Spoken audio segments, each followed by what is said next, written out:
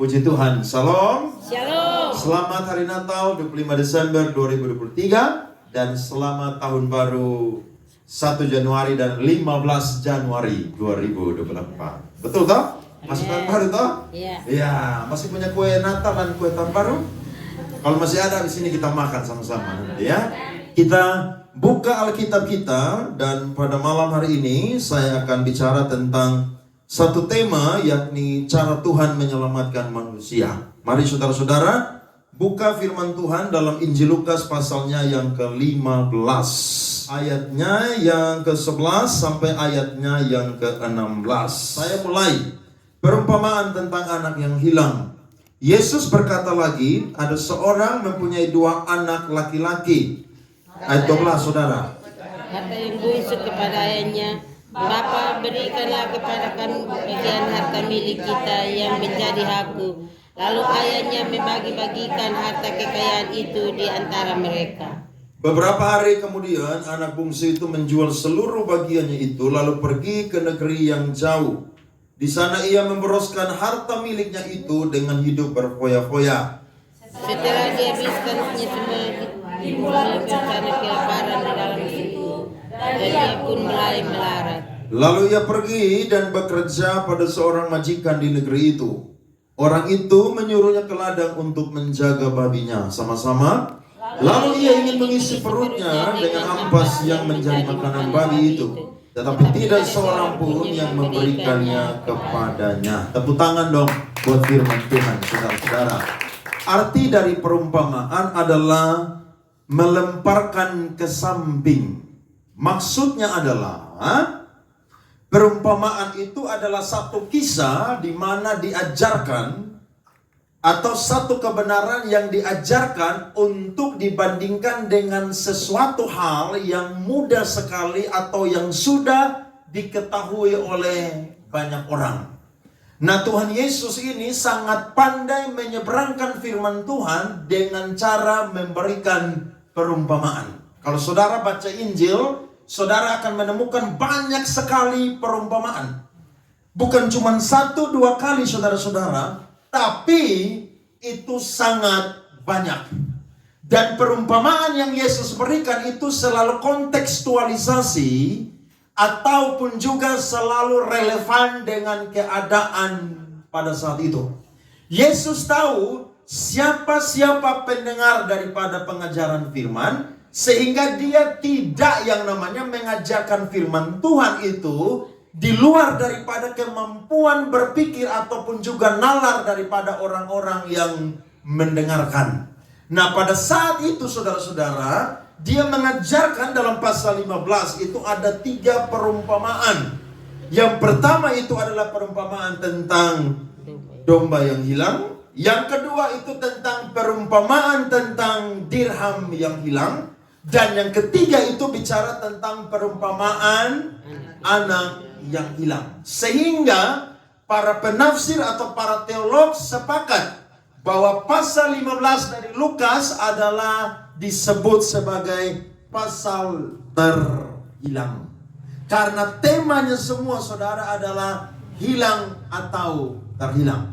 Yang menarik saudara, ternyata Yesus ingin membuka pikiran daripada murid-muridnya dan juga orang-orang yang mendengarkan bahwa ada satu kasih yang luar biasa yang lebih besar daripada dosa manusia. Kasih yang sangat-sangat lebih luas, lebih tinggi, lebih dalam dari yang dunia miliki, yakni kasih daripada Bapa Surgawi. Sehingga Yesus angkat kisah ini supaya semua orang sadar bahwa sekalipun kita jatuh dalam dosa, sekalipun kita terhilang, tapi Allah sanggup pakai segala cara saudara-saudara untuk menyelamatkan saya dan saudara. Amin. Amin. Tuhan kalau sayang kita, kalau kita umat pilihan Tuhan, Tuhan akan pakai segala cara saudara untuk menyelamatkan kehidupan saya dan saudara. Kalau orang yang bukan pilihan Tuhan, Tuhan tidak akan pernah buat cara untuk merubah dan menyelamatkan kehidupan dia. Tapi kalau dia adalah orang percaya, maka Tuhan akan pakai segala cara untuk menyelamatkan dia. Amin. Nah, Yesus memberikan perumpamaan tentang dua orang saudara. Yang satu sulung, yang satu adalah bungsu. Nah, anak yang bungsu ini berkata kepada ayahnya bahwa berikan apa yang menjadi hak atau warisan dia. Bagi orang Yahudi, warisan itu diberikan ketika ayahnya atau orang tua itu sudah meninggal. Tapi anak ini saudara berandal. Saudara tahu berandal? Nakal. Kepala batu. Dia hanya mau mengikuti apa yang ada di pikiran dia. Apa yang sedang up to date di dunia ini. Sehingga dia minta dia punya hak. Dan Alkitab mencatat bapaknya sangat baik. Sehingga bapaknya tidak tahan-tahan. Tapi bapaknya memberikan apa yang menjadi bagian dia. Dan beberapa hari kemudian Alkitab mencatat dia menjual segala warisannya. Kemudian dia pergi ke negeri yang jauh. Saudara perhatikan di sini. Kalau seseorang hidup hanya mau ikut maunya dia akan terus melakukan hal-hal yang sangat-sangat menyakiti Tuhan. Dan hal-hal itu akan berbahaya untuk kehidupan dia. Kenapa? Karena saudara yang bikin dosa, saudara yang bikin salah, bukan orang lain yang akan tanggung, tapi saudara yang akan tanggung sendiri. Karena tidak mungkin saudara yang minum racun dan saudara harap orang lain yang mati. Tidak mungkin. Siapa yang minum racun, dialah yang akan mati. Yang menjadi pertanyaan adalah, mengapa ketika dia jual harta miliknya, mengapa dia pergi ke negeri yang jauh dan hidup berfoya-foya dengan kenalan-kenalan yang baru, hidup berfoya-foya dengan para perempuan pelacur? Mengapa ayahnya tidak pergi cari dia? Jawabannya adalah karena bapaknya tahu bahwa anaknya yang bungsu ini sedang dipikat oleh kenikmatan dunia. Saudara, kalau ketemu dengan orang yang sedang dipikat oleh dunia, saudara mau ngomong apapun dia tidak akan dengar. Betul? Betul. Saudara bilang bertobat udah. Dia bilang, bertobat nanti sah. Saudara bilang, hari Natal nih mari pergi gereja minta ampun, skor muka di Tuhan, di pendeta, di majelis. Dia bilang, sudah nanti sah. Saudara lihat tuh, orang kalau tidak mau dengar Tuhan, mau ikut dia punya mau sendiri, dia akan terus berkeras hati untuk melakukan hal-hal yang semakin berbahaya untuk dirinya sendiri. Dan saya yakin ayahnya adalah seorang yang kaya raya. Ayahnya pasti sanggup utus orang untuk cari anaknya. Betul? Betul. Bisa dong, bisa. Kenapa? Karena ayahnya seorang pengusaha, sukses, kaya raya. Dia bisa pakai aja orang untuk cari anaknya. Tapi saya mau berkata, orang kalau lagi senang dengan dunia, saudara pakai segala cara untuk bawa dia kembali kepada Tuhan, itu tidak akan mempan, tidak akan mempan. Sama seperti anak remaja yang baru jatuh cinta. Itu sama begitu tuh. Saudara bilang, itu nyong tuh tidak baik. Cowok itu tuh tidak baik.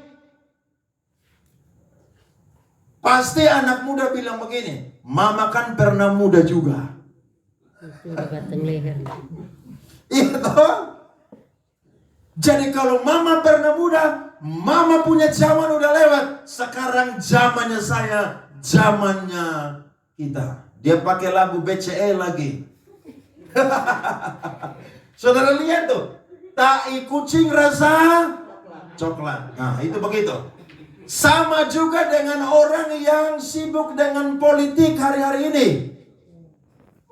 Iya, dia bela mati-matian pasangan yang dia pilih. Ada yang pro nomor 1, ada yang pro nomor 2, ada yang pro nomor 3. Sampai-sampai mereka ribut. Sampai ketika saudara hari Natal pun juga tidak salaman selamat hari Natal dan tahun baru. Kenapa? karena terlalu fanatik.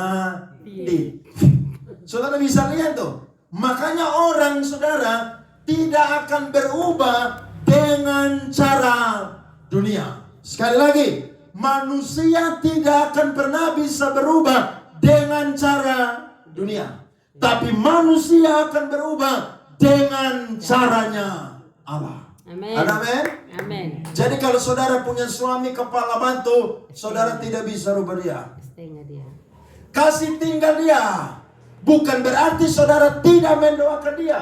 Saudara mendoakan dia, tapi saudara lebih banyak menunjukkan sikap daripada lebih banyak bertindak maupun juga berbicara. Amin. Lebih banyak itu. Karena kalau saudara ngomong, dia tidak mau dengar. Saudara ngomong, dia bilang, kamu nih kayak penginjil, kayak Pak Andre Saleh aja main khotbah terus saya. Loh saudara mau apa tuh?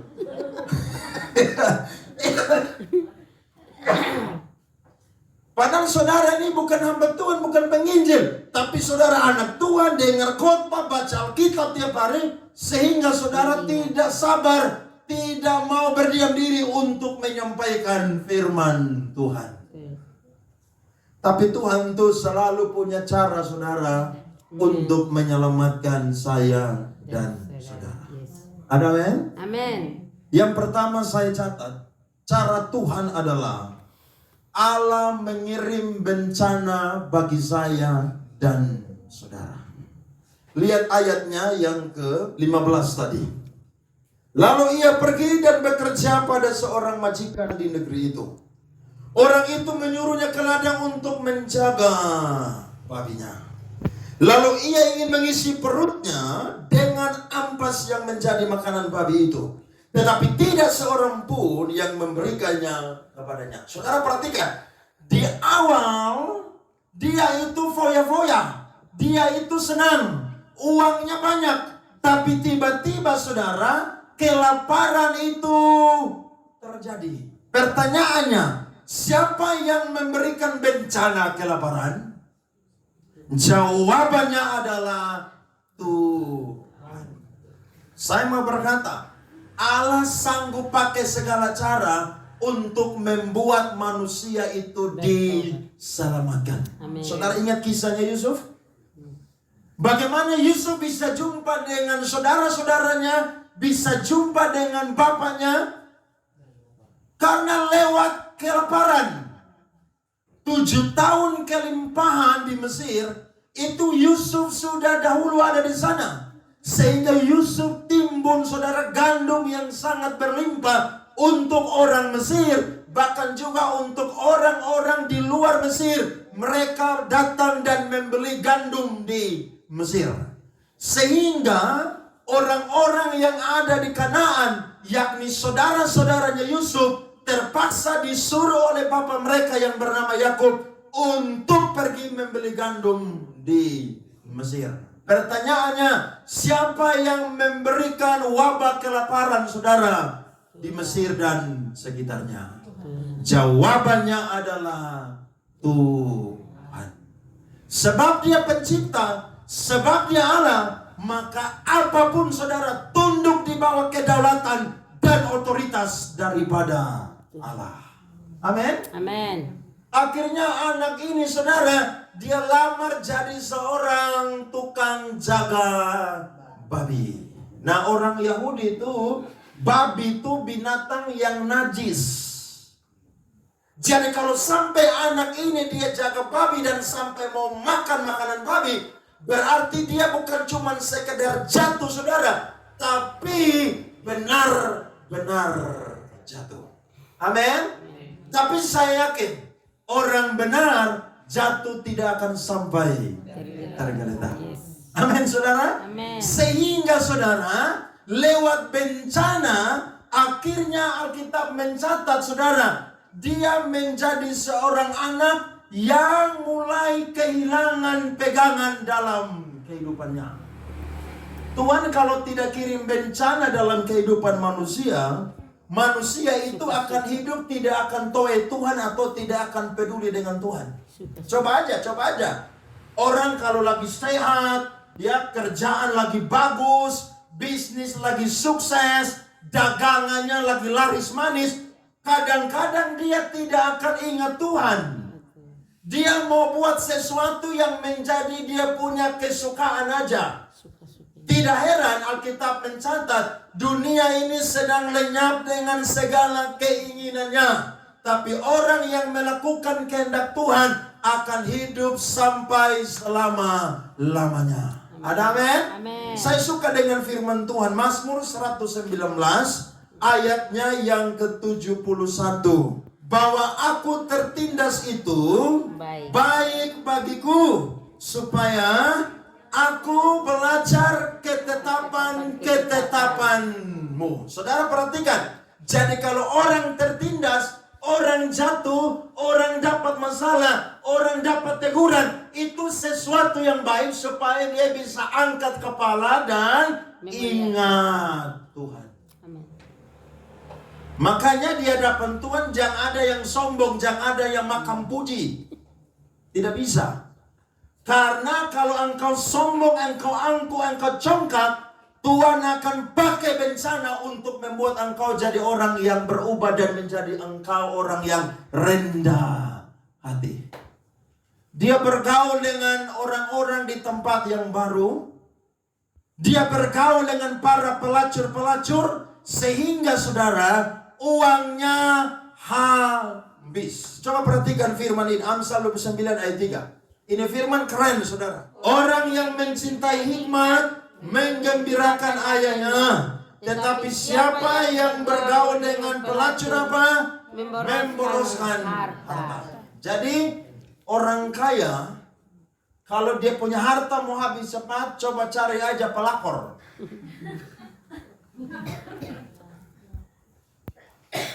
Saya ketemu saudara, ada orang di Kota Kupang, kaya, usahanya sukses. Tapi hari-hari ini saudara, dia jatuh miskin. Sakit-sakitan. Bahkan sampai rumah dan tanahnya disita oleh bank. Ternyata usut pergi usut, salah satu hal yang buat dia itu bisnisnya bangkrut, jatuh miskin, sakit-sakitan adalah selingkuh. Tipis-tipis. STT, bukan sekolah tinggi teologi, tapi selingkuh tipis-tipis. Tapi kadang-kadang ada juga yang selingkuh tabal-tabal. Artinya dia tidak mau pusing lagi dengan istri anaknya. Serius loh. Ada orang yang selingkuh tuh terang-terangan. Dia bawa dia punya istri selingkuhan tuh ke rumahnya. Ada loh. Saya pernah dengar anak muda yang konseling dengan saya. Dia bilang, Pak Andre tolong doakan saya. Saya punya mama adalah seorang perempuan yang sangat kuat. Sebab apa? Saya punya papa bawa dia punya selingkuhan datang di rumah, makan di rumah, tidur di rumah. Putus. Di sini ada yang mampu begitu? Tidak ada. Oma-oma, ibu-ibu. Tidak. Berarti saudara kurang perkasa.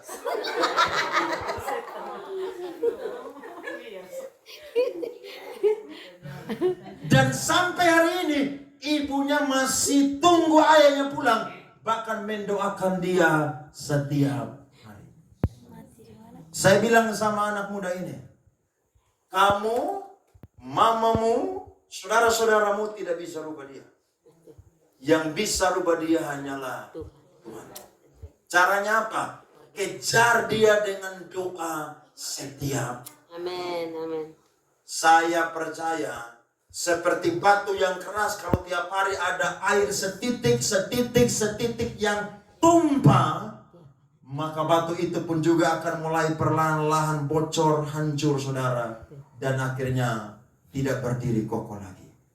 Kalau Tuhan yang buat hati manusia, maka hanya Tuhan saja yang mampu merubah hati manusia. Ada amin? Amin. Jadi kalau ada yang kepala batu di sini, kadang-kadang saudara mau nakal, saudara mau ngomong dengan dia keras bagaimanapun, kadang-kadang tidak perlu. Karena memang saya dan saudara tidak bisa rubah dia. Saya suka dengan firman ini, coba buka Lukas 9, saudara-saudara. Ayatnya yang ke-51 sampai ayatnya yang ke-56. Coba buka firman Tuhan ini. Yesus dan orang Samaria. Ya. Ketika hampir genap waktunya Yesus diangkat ke surga, ia mengerahkan pandangannya untuk pergi ke Yerusalem. Dan ia mengirim beberapa utusan mendahului dia.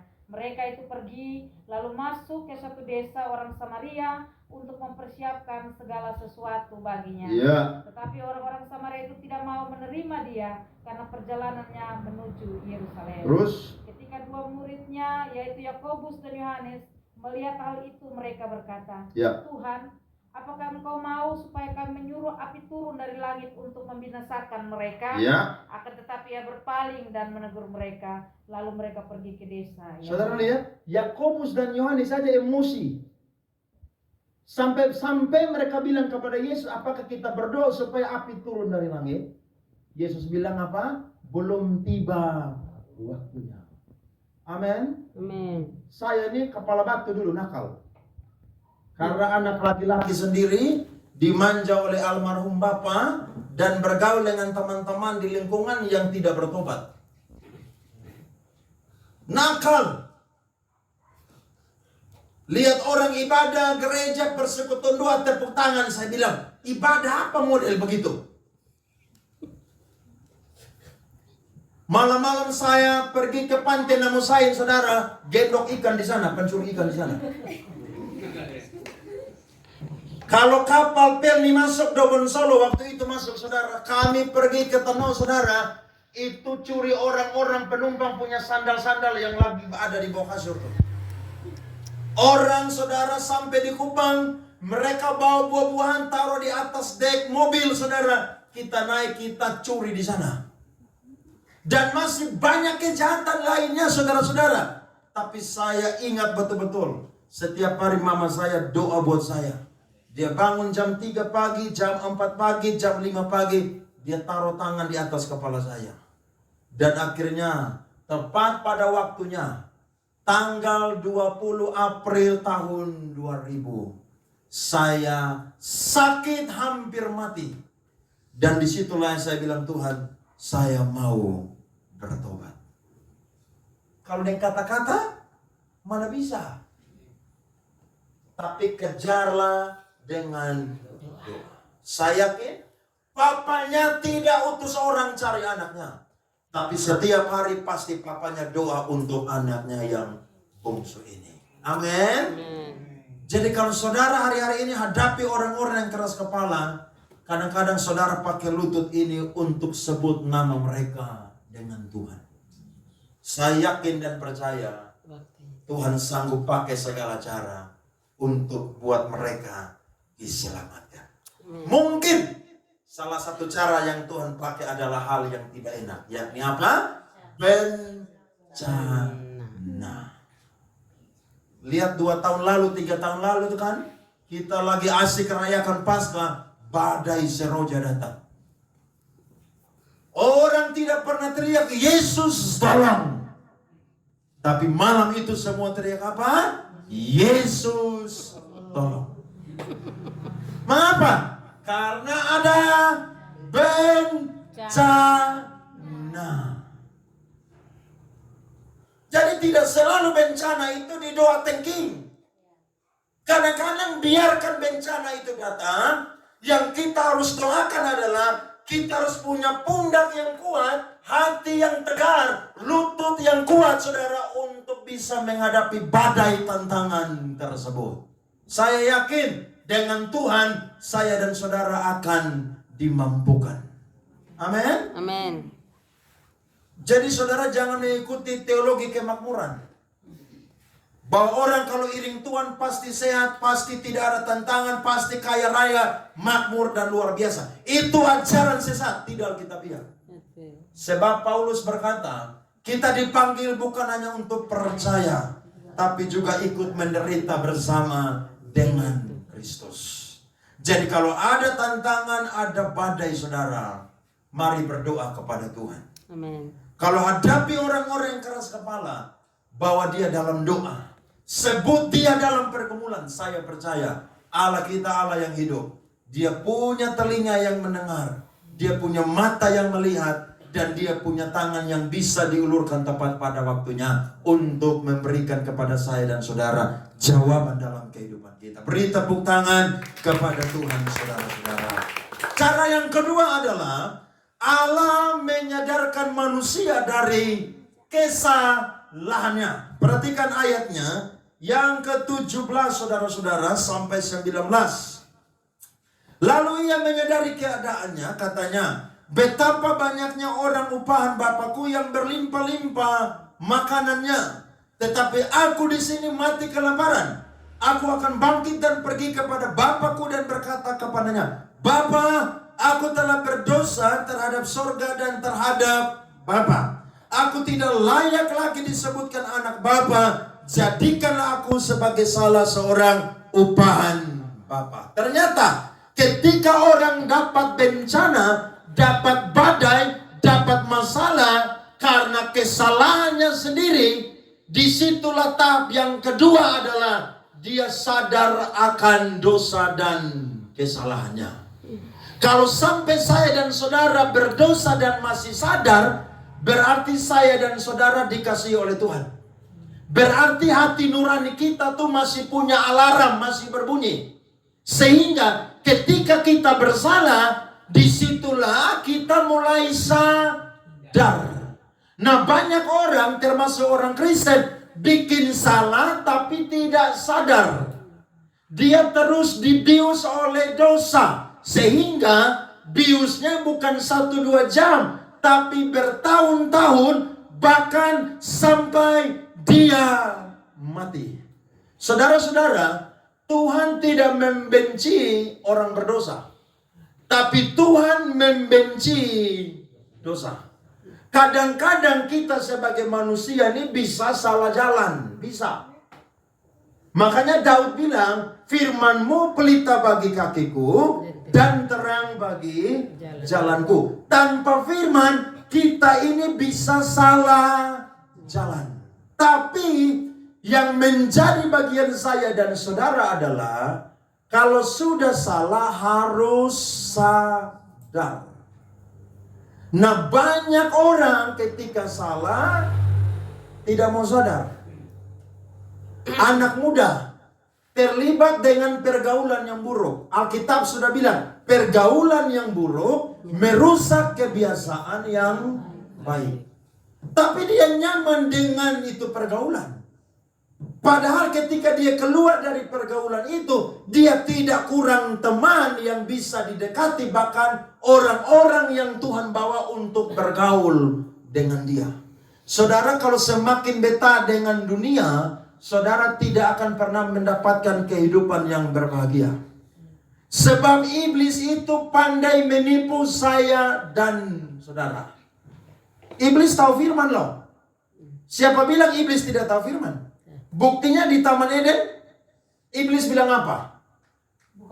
Bukankah semua pohon dalam taman ini boleh engkau makan? Dia balik firman. Jadi Hawa bilang begini, semua pohon dalam taman ini boleh kami makan. Tapi ada satu pohon, yakni pohon kehidupan, tidak boleh. Pohon pengetahuan tidak boleh kami makan. Tapi iblis bilang tidak. Nanti kalau kamu makan, kamu akan jadi sama seperti Tuhan. Jadi iblis itu pandai balik firman. Tuhan bilang ya, iblis bilang apa? Tidak. Tuhan bilang tidak, iblis bilang apa? Iya. Tidak heran, roh dan daging itu saudara saling berlawanan. Gelap dan terang itu saudara saling berperang. Jadi ketika kita terjebak hari-hari ini, ayo sadar akan kesalahan kita. Anak bungsu ini berkata, di rumah Bapakku makanan sangat berlimpah-limpah. Herannya, ada banyak orang Kristen Dia sudah hidup bergaul dengan babi yang menggambarkan sesuatu yang najis atau dunia yang najis, tapi dia masih betah dengan dunia yang najis. Kadang-kadang kita mau keluar dari dunia ini, ada yang bilang, kamu ini sama seperti malaikat aja yang tidak injak tanah lagi. Kamu ini so suci. Memang pergaulan dengan dunia, saudara, itu nikmatnya luar biasa. Tapi endingnya, saudara-saudara, tidak enak. Saya dulu waktu bertobat pergi ibadah, pelayanan main gitar, main keyboard, itu Alkitab bungkus di kantong plastik hitam. Kenapa? Karena waktu pi ibadah pelayanan, nanti ada teman yang ngolok. Bahkan mereka panggil saya Nyong Haleluya.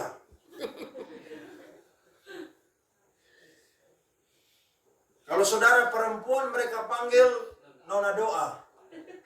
Bukan karena nama saudara Dorcas, tapi karena saudara suka ibadah sehingga mereka panggil apa? Nona Doa. Dan itu menyakitkan.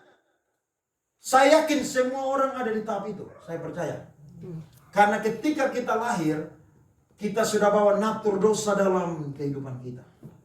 Tapi ketika Allah punya rencana, maka kita dibawa keluar atau ditarik keluar dari dunia yang gelap itu.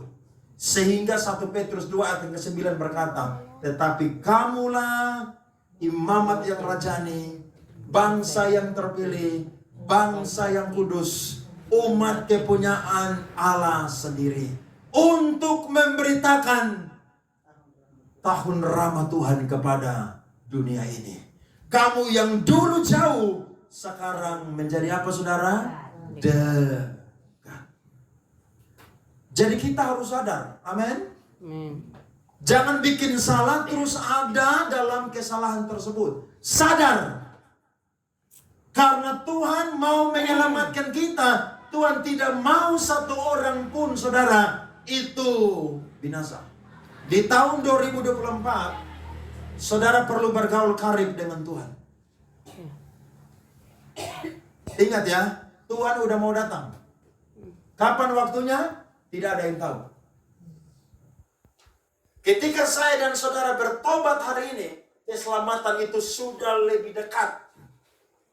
Jadi ketika kita sekarang dalam terang, jangan pernah lagi kembali kepada gelap. Jangan pernah. Harganya mahal, saudara, dibayar. Kita dipisahkan dari dunia ini. Tapi Allah mau supaya saya dan saudara tampil beda dengan dunia ini. Anak bungsu ini kalau dia tidak pulang, saudara, dia tidak sadar, maka pasti dia akan mati di sana. Betul? Kenapa? Karena mau mengisi perutnya dengan ampas babi, dengan makanan babi aja, dia tidak dikasih. Sementara di rumah dia, hamba-hamba daripada ayahnya itu apa? Berlimpah makanan. Ternyata berkat itu tidak bisa saudara dapatkan di luar Tuhan. Amin. Berkat hanya bisa saya dan saudara dapatkan ketika itu ada di dalam Tuhan.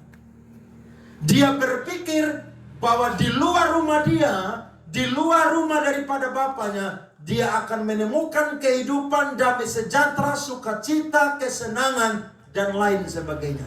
Justru endingnya adalah dia mau mengisi perutnya dengan makanan babi aja, dia tidak diberikan. Kalau hari ini ada yang salah jalan, kembali kepada jalan Tuhan yang benar. Tuhan kalau izinkan kita masuk tahun 2024, itu bukan sekedar Tuhan sembarangan kasih saya dan saudara nafas hidup. Tidak. Tapi Tuhan mau saya dan saudara berjalan di dalam rencana Allah. Supaya apa yang menjadi rencana Allah, itu saya dan saudara akan menikmati. Ada amin? Amin. Ada jalan yang disangka orang lurus, tapi ujungnya menuju maut.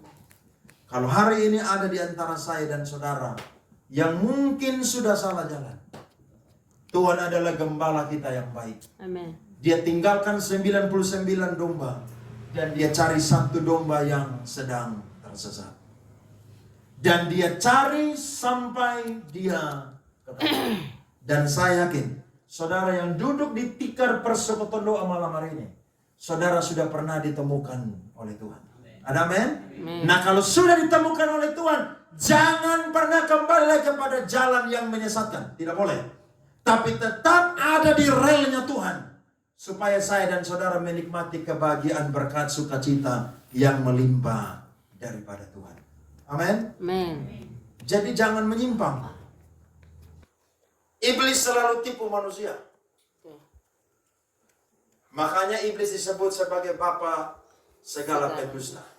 Karena memang iblis itu tukang putar balik. Iblis itu tukang tipu manusia. Makanya saking orang tukang tipu, dia bukan disebut sebagai anaknya Tuhan Yesus. Tapi dia disebut sebagai anak iblis. Karena memang bapaknya adalah tukang tipu. Saya percaya firman ini jadi peringatan buat kita. Kalau sedang salah jalan, mungkin 2023, saudara salah jalan.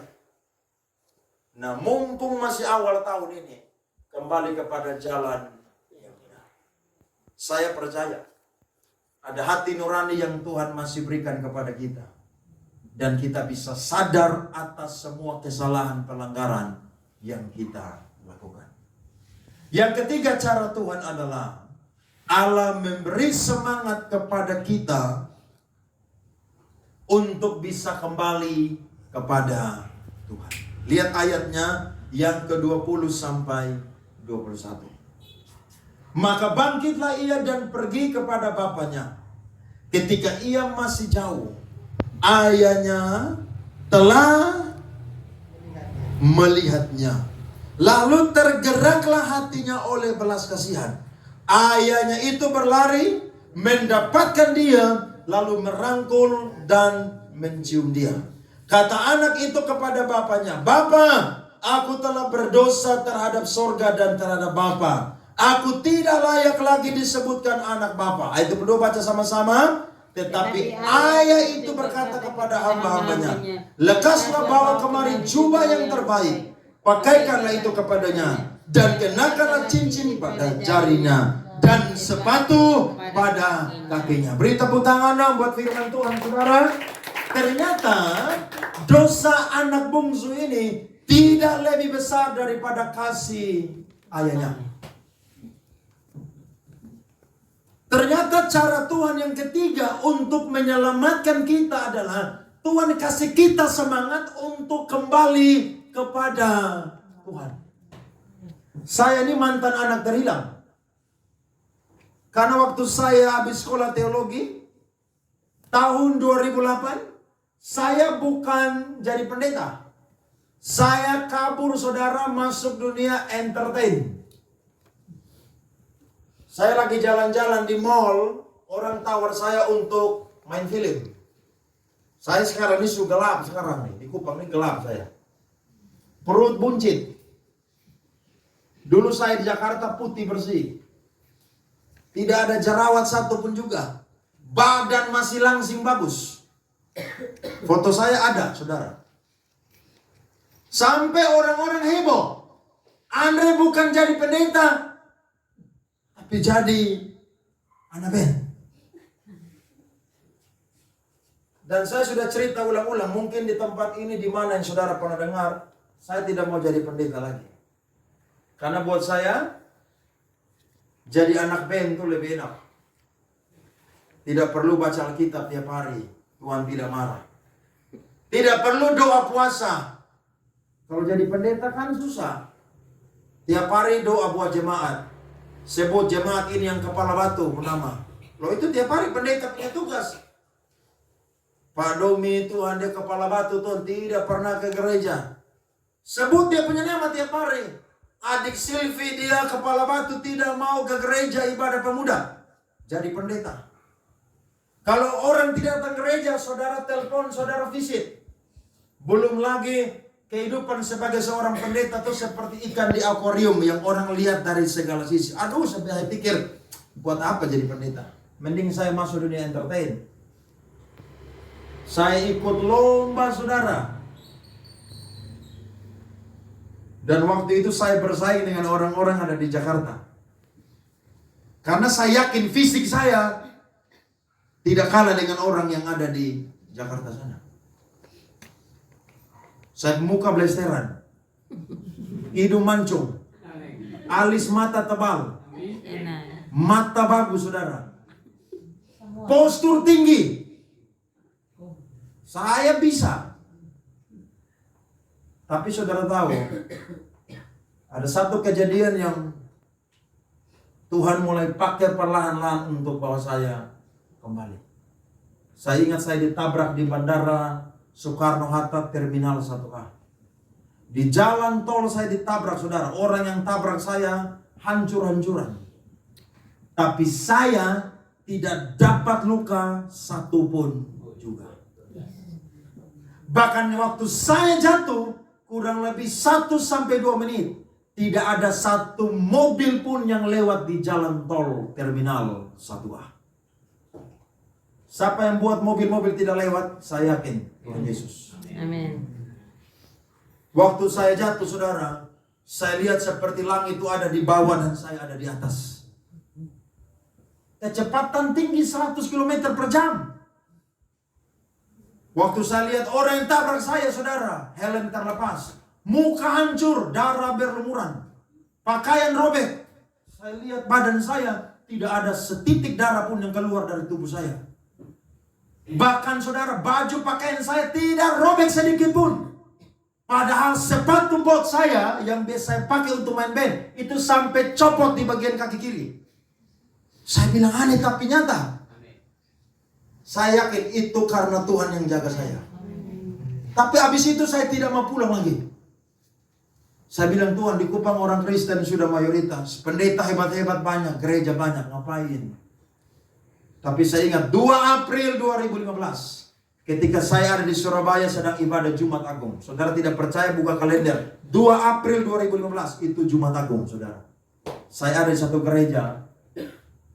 Pendeta ini, saudara, khotbah tentang anak yang terhilang. Waktu habis khotbah, Tuhan bicara lewat dia bahwa ada satu anak muda di sini yang melarikan diri, yang tidak mau jadi hamba Tuhan. Tuhan bilang, itu kamu. Maju altar call.